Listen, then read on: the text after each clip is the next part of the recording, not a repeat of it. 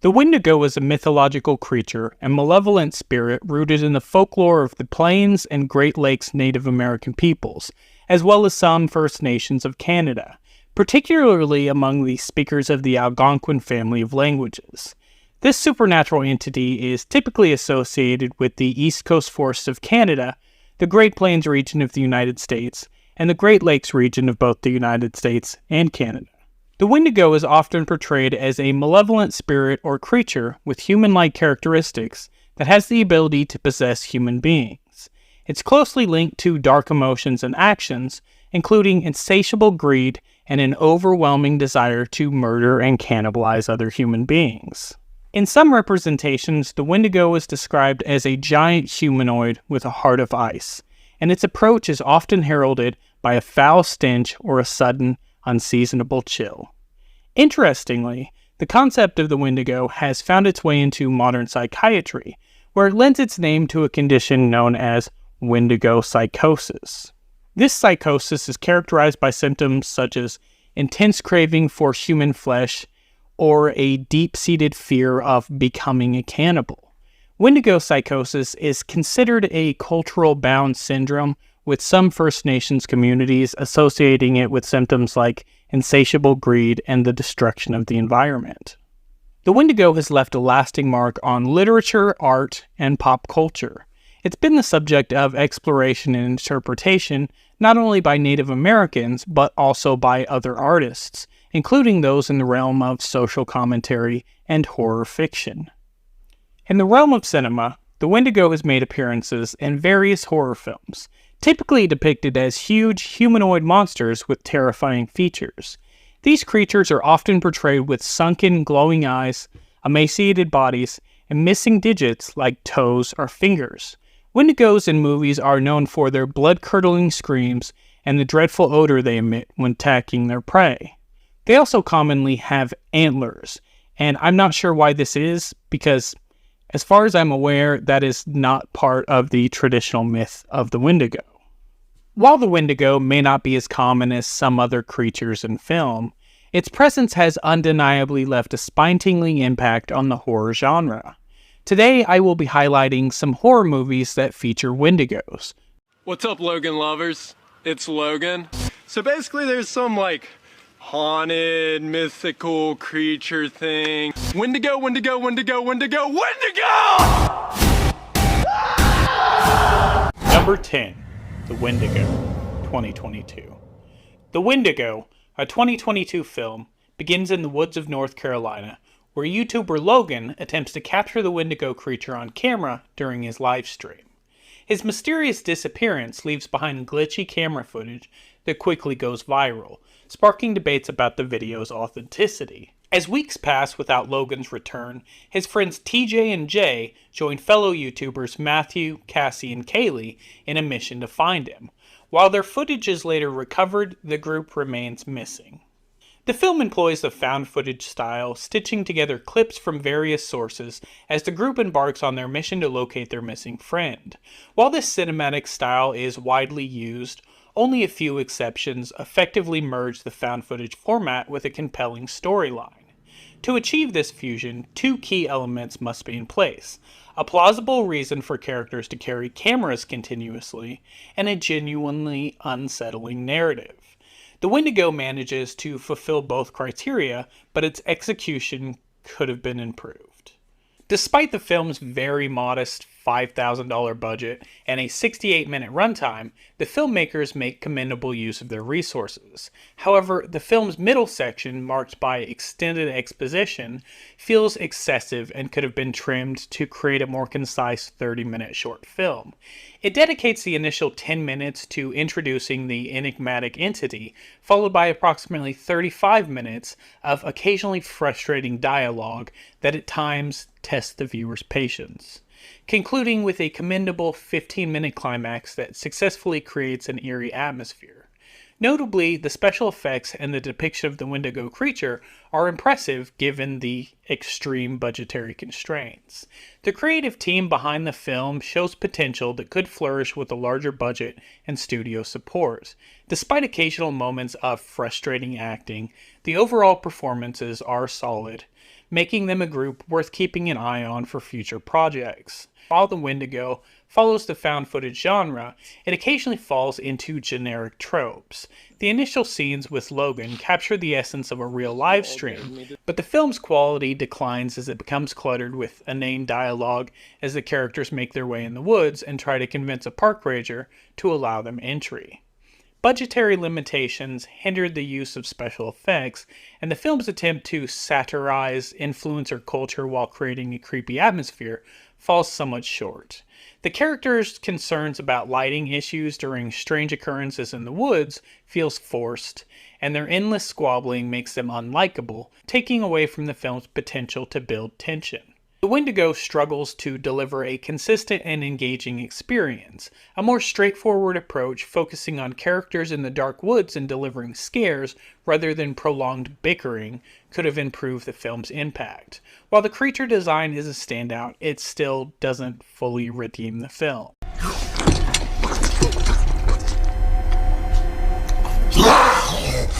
Number 9. Antlers, 2021. Antlers is a supernatural horror film directed by Scott Cooper and produced by Guillermo del Toro. The story revolves around Frank Weaver, who operates a meth lab in an abandoned mine in a remote Oregon hamlet. Frank and an accomplice encounter an unknown monster in the mine, while Frank's young son Aiden waits outside and is almost attacked by the creature. Both survive, but their condition deteriorates upon returning home. Frank constructs a sealed chamber and insists that Aiden's older brother Lucas keeps him confined. However, 3 weeks later, Lucas exhibits disturbing behavior, including gathering roadkill and slaughtering small animals. Julia Meadows, Lucas's teacher, becomes concerned about his well-being, suspecting mistreatment. Her own history of childhood maltreatment fuels her determination to save Lucas. The film, adapted from Nick Atoska's short story The Quiet Boy, delves into themes of poverty, trauma, and the horrors of daily life with a supernatural twist. The cast deliver impressive performances, with Jeremy Thomas standing out despite his young age. Antlers explores human and supernatural darkness, combining a slimy, violent atmosphere with moments of intimate storytelling. It draws inspiration from the economic hardships of people on the fringe and the ideal that real pain can lead to unimaginable horror. The film's craft, ensemble cast, and ambition are commendable, although it doesn't fully reach its potential. Set in a gloomy Oregon town, hit hard by economic struggles and drug addiction, the film follows Julia's return to her hometown where she teaches and becomes involved in Lucas's life. The Weaver family, including Frank, Aiden, and Lucas, face a dark and horrifying ordeal with the monstrous presence looming over them. Antlers is visually striking, embracing shadows and dark corners to create a sense of impending horror. However, the script occasionally underscores its themes at the expense of character development. Despite the talents of Kerry Russell and Jesse Plemons, some supporting roles feel underdeveloped.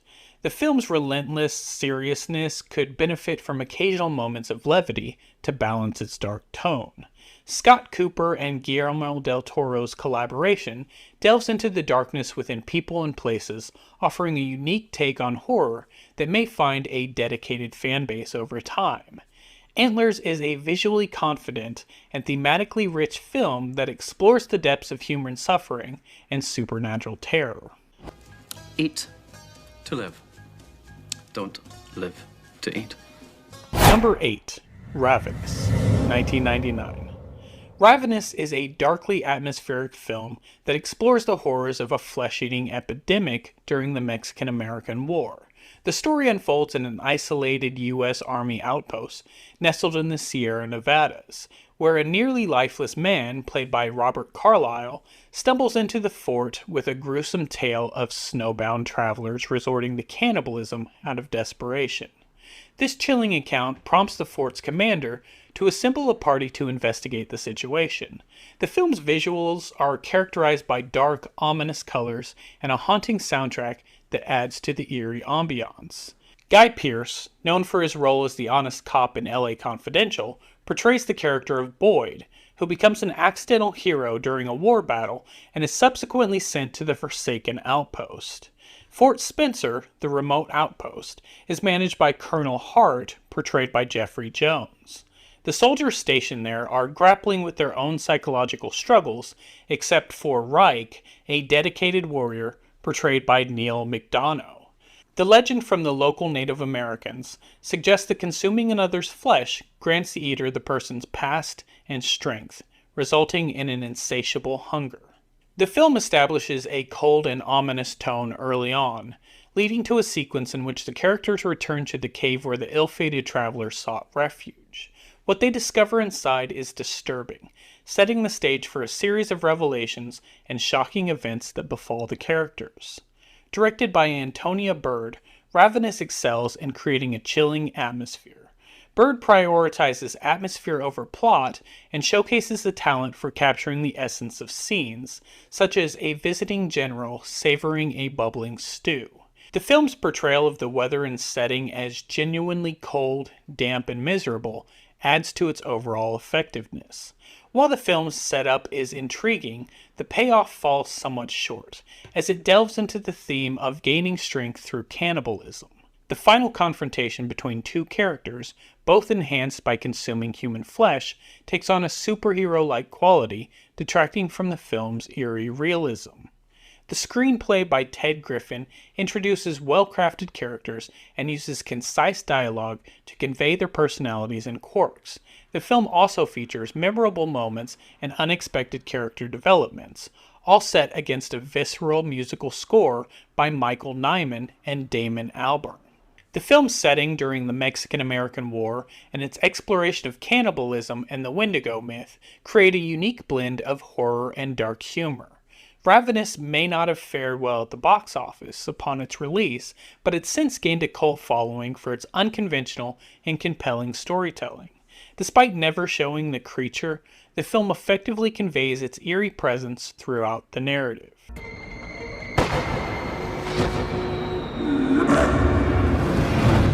Number 7. The Last Winter, 2006.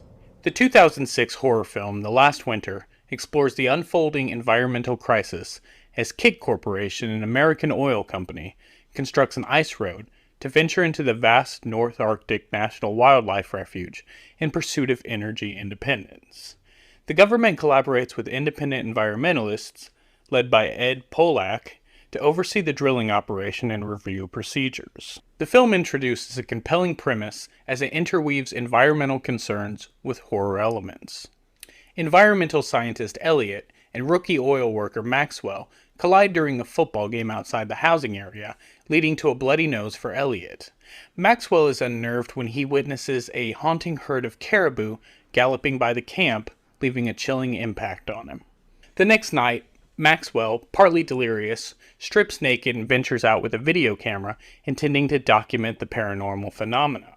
He captures the spectral herd of caribou passing on camera before something strikes him from behind. When he's found dead out in the snow the next morning, environmentalist James Hoffman suspects that sour gas, which is natural gas containing hydrogen sulfide, may have been leaked out as a result of Arctic methane release. The sour gas might then be provoking hallucinations and insanity in the group. His fears grow as the ominous events continue to escalate and more people die. The Last Winter is a logical continuation of Larry Fessenden's recurring man versus nature theme in his films. The movie delves into the wrath of nature in response to humanity's relentless damage to the environment, symbolized by the mysterious Wendigo-like creature. Premiering at the 2006 Toronto International Film Festival, the film skillfully balances its ecological message with horror elements and captivating cinematography. Despite its ecological message and horror, the film occasionally employs questionable CGI, and the creature itself doesn't evoke the same terror as the environmental issues it highlights. Larry Fessenden's career has been marked by an evolving scope and a deep exploration of thematic elements. The Last Winter stands as his most substantial work, tackling the urgent issue of global warming with a focus on dramatic impact rather than didacticism. The film is an atmospheric and chilling experience, capturing the harsh Alaskan setting with remarkable visuals and an eerie ambiance. As nature begins to strike back against those who threaten it, the film maintains a sense of drama and character development that keeps the audience engaged. While it conveys a clear stance on global warming, it refrains from making the characters one-dimensional in presenting their perspectives on the issue. The Last Winter features an ensemble cast that deliver exceptional performances, and Fessenden masterfully tightens the tension in the second half of the film. The narrative takes a dark and intense turn as the landscape rebels against those who aim to exploit it. While the film includes some jump scares, Fessenden ensures that they serve the narrative rather than overpower it. The cinematography is a highlight, capturing the desolate white landscapes and foreboding interiors. The music by Jeff Grace and the ambient soundscape by Anton Senko contribute to the film's eerie and intense atmosphere. The Last Winter reinforces the age-old lesson that tampering with Mother Nature can lead to dire consequences, without resorting to preaching.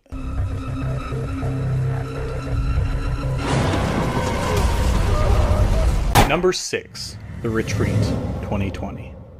The Retreat introduces us to the journey of two friends, Gus and Adam, as they embark on a hiking expedition in lieu of a traditional bachelor party to celebrate Adam's forthcoming nuptials.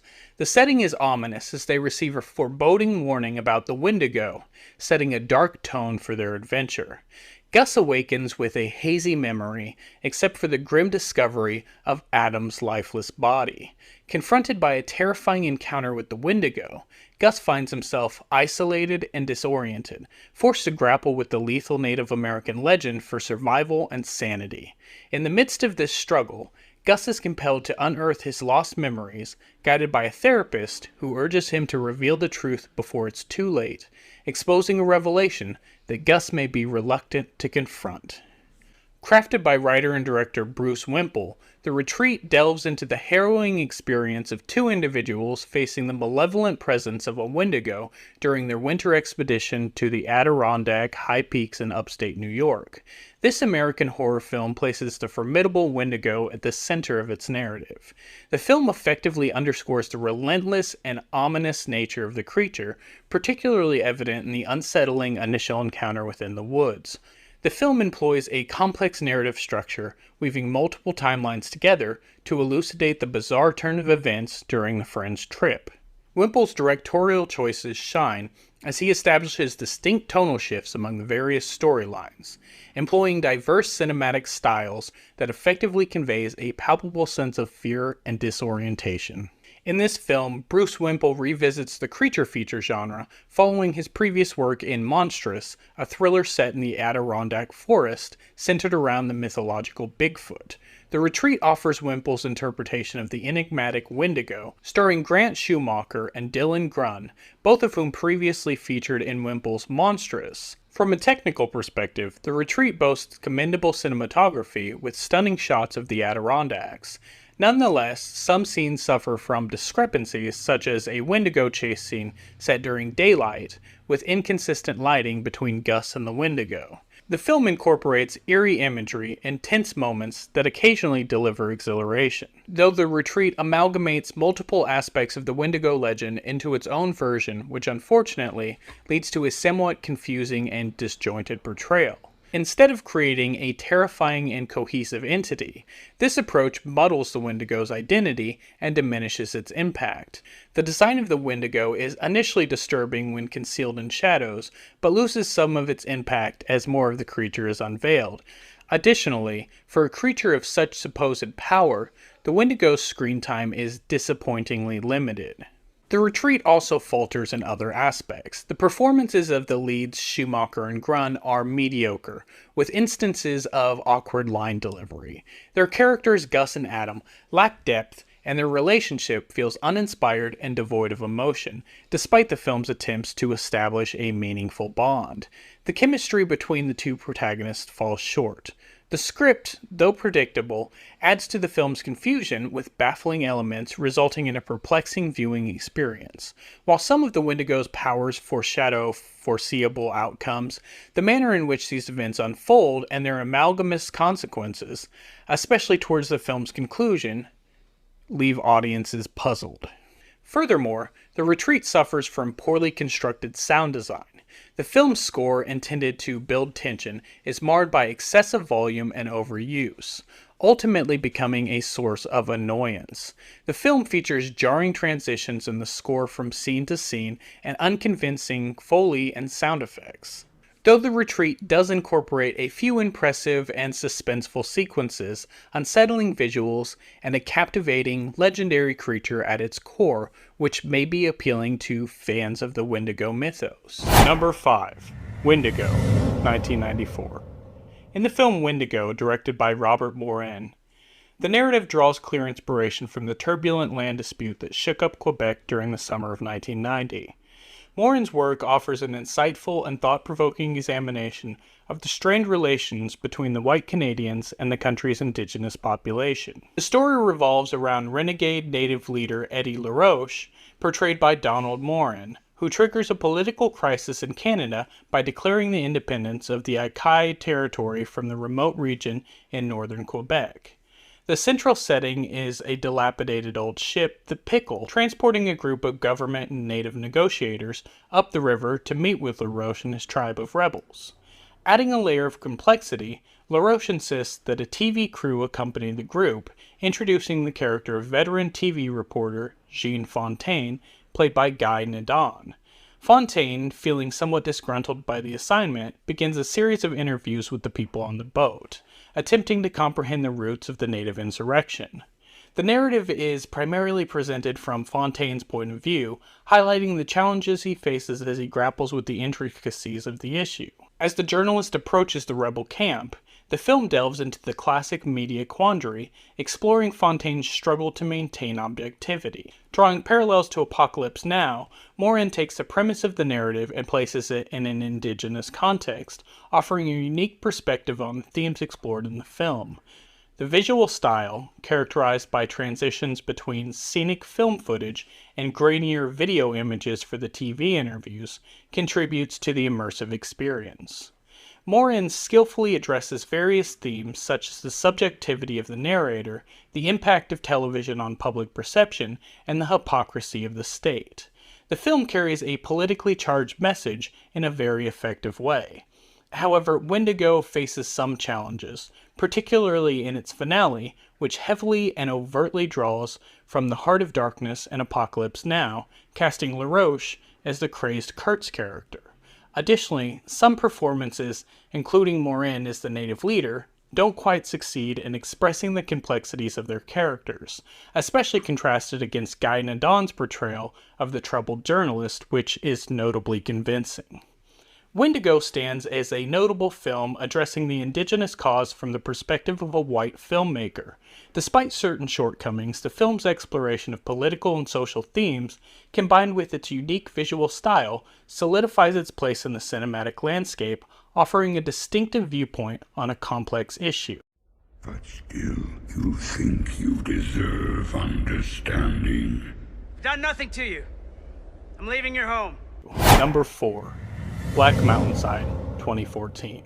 Black Mountainside is a visually striking and unsettling homage to John Carpenter's The Thing, carving its own niche within the realms of paranoia and horror. While budgetary constraints occasionally limit its ambition, the film sustains an atmospheric and effective sense of terror until its conclusion. Set against the backdrop of the remote Menashe Mountains in British Columbia, the narrative follows a group of rugged researchers led by Miles.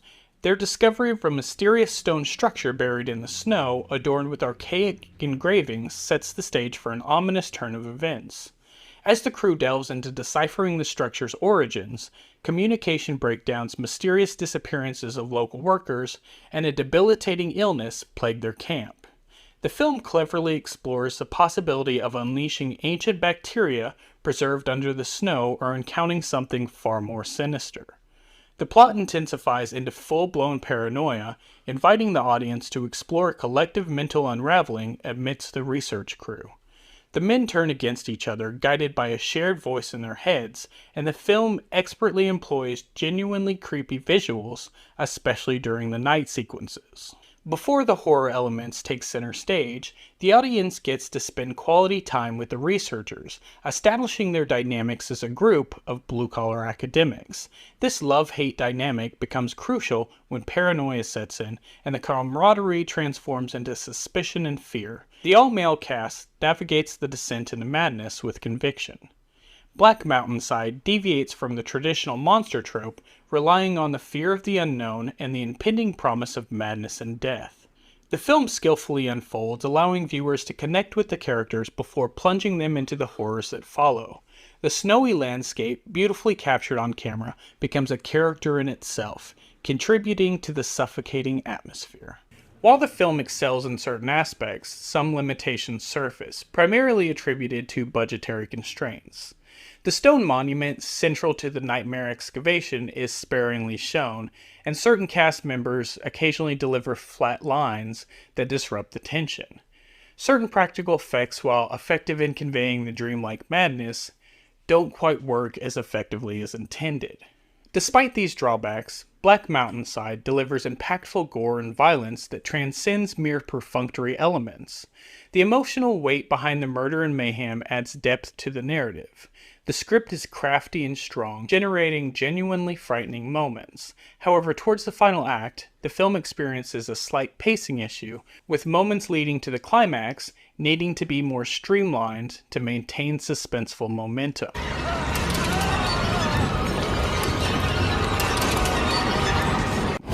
Number 3. The Wendigo, 2001. Windigo is a psychological horror film written and directed by Larry Fessenden. The story centers on George, a professional photographer in Manhattan who is grappling with depression and struggling with discontentment in his job. George, accompanied by his wife Kim and their 10-year-old son Miles, take a weekend trip to upstate New York to enjoy the winter scenery in a friend's country farmhouse. During the journey, George accidentally injures a deer on a slippery road, which leads to an encounter with an irate local named Otis, who's been pursuing the deer with his group of hunters. Otis complains that the city folk hit his deer, and worse, broke its antler. Upon reaching their cabin in the woods, the family senses something amiss after finding bullet holes and broken windows. Their unease deepens when they visit a nearby market and a Native American shopkeeper tells Miles about the Wendigo, a mythical creature from Native American tradition that possesses magical abilities and the power to change its appearance, fueling Miles' suspicions about strange occurrences in the woods. The film's slow-burning narrative unfolds with Patricia Clarkson and Jake Weber delivering strong performances, enhanced by decent cinematography and frenetic editing.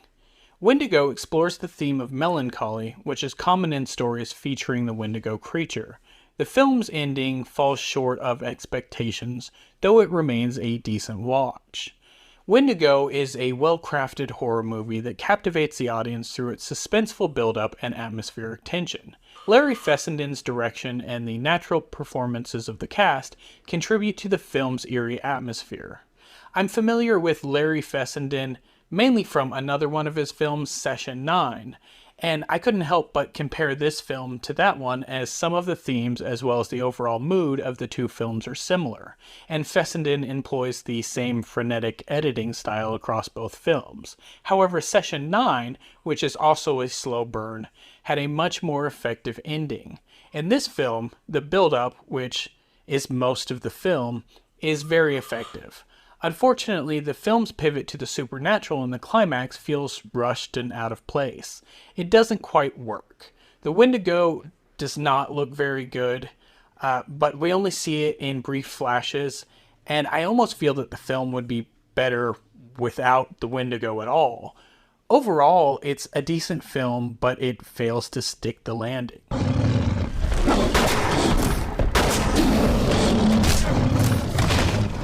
Number 2, Dark Was the Night, 2014. In a remote forest near the isolated settlement of Maiden Woods, a group of loggers vanishes under mysterious circumstances. The foreman, unable to establish contact, embarks on a search and makes a horrifying discovery: a severed logger's arm. Tragically, he meets a gruesome end in his truck at the hands of an unknown entity. Back in town, Sheriff Paul Shields and his new deputy from New York, Donnie Saunders, interact with Farmer Ron, who reports the disappearance of a valuable horse. However, lacking evidence of theft, the prevailing assumption is that the horse escaped over a gate. Paul departs to retrieve his son Adam from his estranged wife Susan, who now lives separately following the tragic loss of their son Tim. That night, Adam witnesses a menacing presence in the backyard, prompting Paul to investigate. While he hears unsettling sounds, the enormous hidden creature eludes his sight. The following morning, Paul discovers massive tracks in the snow surrounding his home, resembling those of a two-legged creature with hooves. Donnie informs him that similar footprints have appeared throughout the town, encircling residents' homes. As they follow the footprints into the woods, Paul and Donnie encounter enormous claw marks on trees where the footprints mysteriously vanish. Titled Monster Hunter in the UK, Dark Was the Night is an American thriller film directed and produced by Jack Heller. Released in 2014, the movie, written by Tyler Hissel, features performances by Canadian actor Kevin Durand, American actor and musician Lucas Haas, and Bianca Kajik. Cinematographer Ryan Samol employs diverse filming styles to create a unique and captivating atmosphere. The film's bright and bluish-tinted exposure against a dark and foreboding setting enhances the suspense and fear within the storyline. Dark Was the Night concludes with a classic horror ending, leaving room for a potential sequel. Despite a short 20-day shooting schedule, the film excels with exceptional special effects, making it a truly engaging Wendigo-themed horror flick. In summary, if you have a penchant for Wendigo creatures, this movie is a must-watch. Director Jack Heller skillfully employs horror movie mechanics to create a suspenseful and atmospheric experience. However, screenwriter Tyler Hissel's plot sometimes leans on overused genre conventions. Sheriff Paul Shields, estranged from his wife Susan and burdened by the loss of a child, falls into a familiar archetype of a remorseful, self-blaming father figure in search of redemption. Deputy Donnie Saunders, portrayed by Lucas Haas, has his own hidden demons. Fortunately, the film's sparse dialogue and exceptional acting from Durand and Haas help mitigate some of the tired tropes, even though they may raise early concerns. Dark Was the Night deliberately builds tension, leading to a thrilling climax where most of the small town's residents seek refuge in a local church as they confront a genuine monster haunting the nearby woods. The guilt and self-doubt experienced by the main characters add depth to the narrative. Overall, the film successfully fulfills its promise of suspense and horror.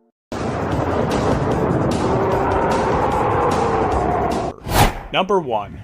Frostbiter, The Wrath of the Wendigo, 1995. Frostbiter, Wrath of the Wendigo immerses viewers in a tale that unfolds in an isolated mountain house where a group of friends and strangers must confront the fearsome Wendigo. The film opens with an elderly man recounting his age-old battle with the Wendigo, an ancient and malevolent spirit. He manages to vanquish the creature and entrap it within a mystical circle formed by the skulls of its previous victims. However, the old man's writings forewarn of catastrophic consequences if the circle were to be breached, as it would allow the evil to return even more formidable and shroud the world in darkness. As expected, the narrative takes a twist when two inebriated hunters stumble upon the old man's cabin, inadvertently destroying one of the crucial skulls. In a tragic turn of events, they accidentally cause the old man's demise and unwittingly release the Wendigo. One of the hunters meets a gruesome end, while the other escapes and attempts to warn the remaining hunters on the island. Trapped by a raging winter storm that isolates them from help on the mainland, the hunters, along with a young woman chosen to be the new guardian, must find a way to reseal the mystical circle and confront the Wendigo. What unfolds is a classic tale of individuals confined to a cabin besieged by zombie-like creatures and malevolent spirits. Embracing the cost-effective and extravagant elements of Troma Productions, the film revels in its B-movie charm. The film doesn't let these quirks detract from the overall fun, and they may even induce a few good-natured chuckles. Frostbiter, Wrath of the Wendigo, understands its identity and embraces its absurdity, resulting in an entertaining semi-parody that most viewers will appreciate. If you're willing to sit back and enjoy a lighthearted horror romp, you're likely to have a good time. Directed by Tom Chaney, Frostbiter, Wrath of the Wendigo is an independent comedy horror film produced by Troma Entertainment. Despite its low-budget efforts, the movie delivers adequate gore during the Wendigo attacks. Frostbiter proves to be a respectable addition to the Wendigo horror subgenre and is recommended viewing for dedicated horror fans.